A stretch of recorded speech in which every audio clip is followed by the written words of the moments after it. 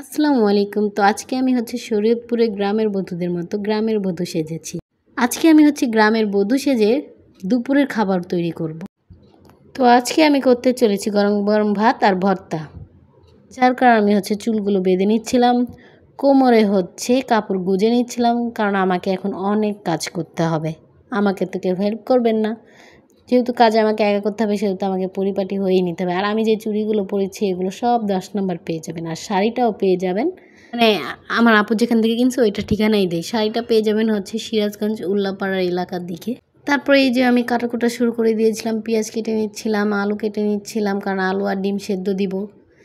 তার মানে আপনারা বুঝে গিয়েছেন আলু ডিম ভর্তা হবে। তারপর এখানে আমি বটবটি কুচি কুচি করে নিচ্ছিলাম, কারণ বটবটি, পেঁয়াজ, তারপর রসুন, তারপর মরিচ, তার সাথে কালো জিরা দিয়ে আমি একসাথে ভেজে নিব। তারপর পাটায় বেটে নিব। তো এটা একটা ভর্তা হবে, বটবটির ভর্তা। তো আমরা কয়টা ভর্তা পেলাম? আলু ভর্তা, ডিম ভর্তা আর বটবটি ভর্তা। তারপরে আরেকটা করব, সেটা মাছ ভর্তা। আর আমি বেশি পেঁচানো মোচানো রান্না রাঁধি না। আমি খুব সিম্পলভাবে রান্না করব বা ভর্তা করব, ওইটাই আপনাদের সাথে শেয়ার করব। কারণ আমি শরীয়তপুরে গ্রামের বধূদের মতো সেজেছি। একটু ভর্তা ভাত খেতে ইচ্ছা করলো, তাই ভর্তা ভাত বানাচ্ছি, আপনাদের সাথেও শেয়ার করছি। শরীয়তপুরে গ্রামের বধূর কথা কেন বলছি? কারণ শরীয়তপুর আমার কাছে অনেক ভালো লাগে, ওই শহরটাও আমার কাছে অনেক ভালো লাগে। ফেসবুকে প্রায় ভিডিওতে শরীয়তপুরের অনেক কিছু ভিডিও দেখি, যেগুলো দেখতে আমার খুবই ভালো লাগে, যেমন কলেজ, তারপর নদীর ঘাট, কিছু মেলা। তো এখান থেকেই শরীয়তপুরটা আমার কাছে অনেক পছন্দের।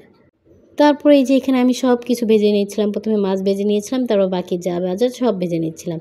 তো আমি প্রথমে যে বলেছিলাম বটবটি ভর্তাতে কী কী লাগবে, তো ওগুলো সব আমি একসাথে ভেজে এই যে এখন বেটে নিচ্ছি পাটার মধ্যে। পাটায় ভাতা ভর্তা কিন্তু আসলে অনেক মজা, গরম গরম ভাতের সাথে খেলে আরও মজা লাগে। তো এই যে আমার ভর্তা বানানো প্রায় শেষ। পুরোটা শেষ না গাই, শুধুমাত্র একটা ভর্তা বানানো শেষ। আমার হাতে এখনও আরও 3টা ভর্তা বাকি, যেগুলো আমাকে বানাতে হবে।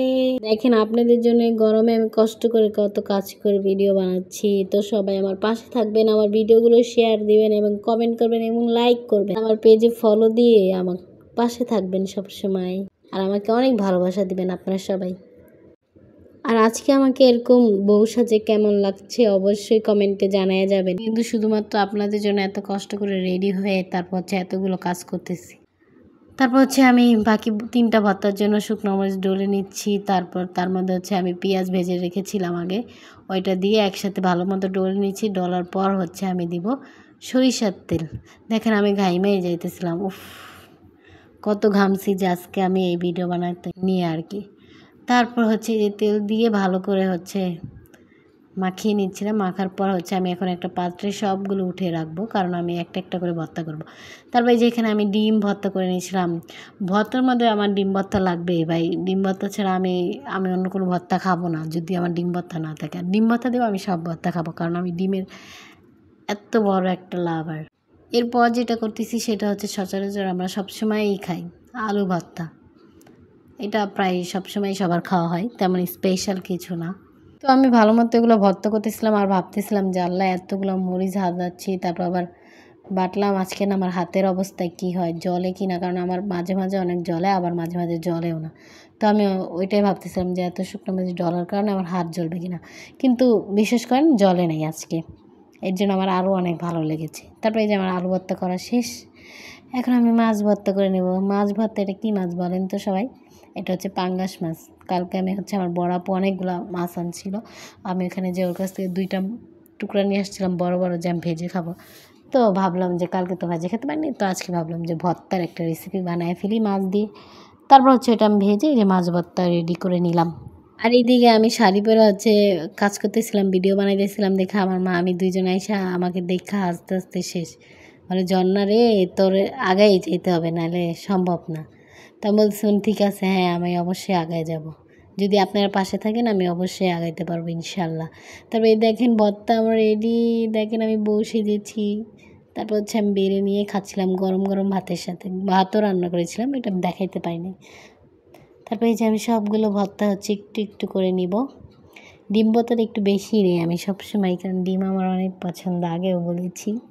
তো ডিম ভর্তাটা আমি একটু বেশি নিয়েছি। তারপর সব ভর্তা একটু একটু করে নিয়ে তারপর আমি খেয়ে নিব। এই ভর্তা ভাত দেখে কার কার খেতে মন চাচ্ছে সবাই চলে আসেন আমার বাসায়, আমি বানায় নিজের হাতে বানায় খাওয়াবো। তো তো এটা খাচ্ছিলাম আর ভাবছিলাম যে আরে আমার প্রায় 3 ঘন্টার কষ্টের ফল। মানে 3 ঘন্টাও লাগে নাই, কিন্তু প্রায় 2 ঘন্টার উপরে লাগছে, কারণ আমি হচ্ছে শাড়ি মাড়ি পরছি, রেডি হয়েছি, তারপর নিজের হাতে কাটাকুটা করছি, সেদ্ধ করছি, সব কিছু করছি নিজের হাতে, যার কারণে একটু টাইম বেশি লাগছে। ব্যাপার না, আপনাদের জন্য আমি সব কিছু করতে পারি। তারপরে এই যে আমি খেয়ে দিয়ে নিচ্ছিলাম, মোটামুটি সবগুলোই খাওয়ার মতো ছিল, কিন্তু হচ্ছে এই যে এই ভর্তাটা অনেক বেশি মজা ছিল। তো আজকে এই পর্যন্ত, সবাই ভালো থাকবেন, আল্লাহ হাফেজ, আর আমার ভিডিওটা শেয়ার করে দিবেন।